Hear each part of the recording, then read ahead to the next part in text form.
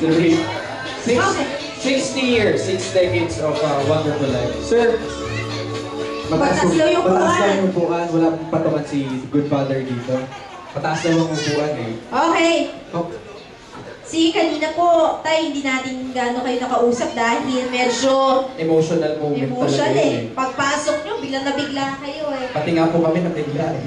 Pero okay lang din po yun. Talagang you deserve po this occasion, this momentous occasion. Ngayon po, tanong lang po namin, total this is a birthday surprise po talaga, celebration.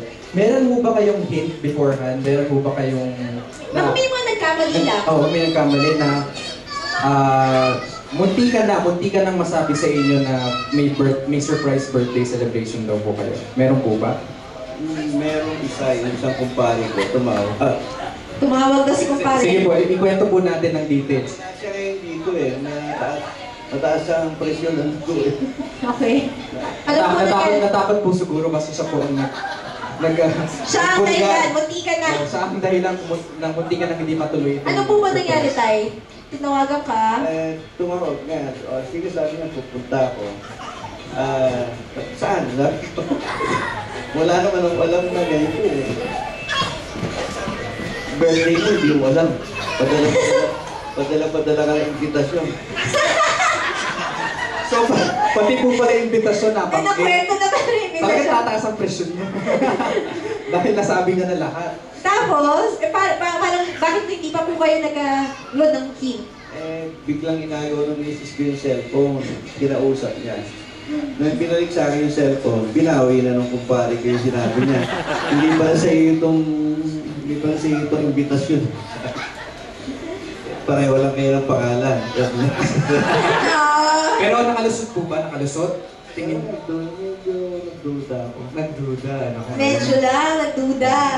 Sa mga anak niyo po ba, meron din po bang mga nakamuntikan-muntikan na?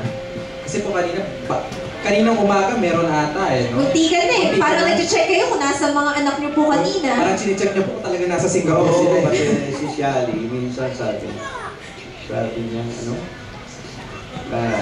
ang sabi kasi sa akin ng misis ko, Victoria lang daw.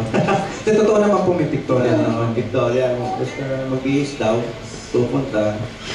Tapos sabi ko, bakit Victoria, hindi mo tayo kompleto? Sabi niya, family picture daw. Sabi niya, kaya nilang gawa ng paraan niya. Baka naman po ika-crop na lang. Papasok na lang yung tatlo. Ginawa na nga nila noon yun eh, nung sa Singapore. Kaya medyo naiwala ako.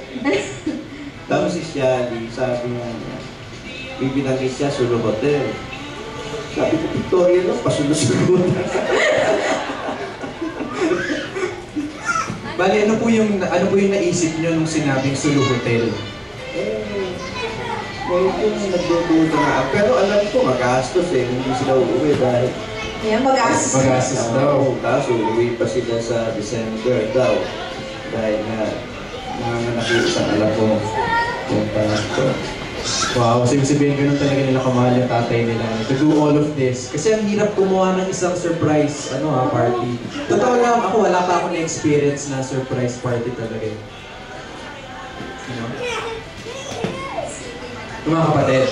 Sige, interview muna natin yung mga kapatid. Yung mga dapat nasa Singapore. Yung mga nagsabi kay tatay na nandun daw sila sa Singapore ngayon, si Kuya John. Kuya John, ikaw yung Paano ka nakalusot? Paano ka nakalusot? Hindi, kasi sabi ko sa kanya, si tatay, aalisin kami. Saka hindi kami sasama sa labas, celebrate namin yung birthday niya. Tapos kunyari, medyo choppy yung Lina. overseas talaga. I see. Naniwala siya. Naniwala naman. So dahil sa isang, hindi ka kayo marinig. Noong una, duda ako, ba't ang liwa-liwanag ng boses? Ang lakas eh. Nagdududa talaga. Lagi mo bang ganun tuwing tatawa kayo sa Singapore sa kanila, medyo malabo ang linya? Sana pa-fluctuate. Minsan maliwanag, minsan malabo. Buti na lang, nakalusot. Pero niwala akong wala sila. Kasi sabi niya yung, darating daw yung Parents. yung kaibigan nung anak ko. May panonoodin daw. Ha? F1. Oo, F1. F1. Ang manonood. Night race.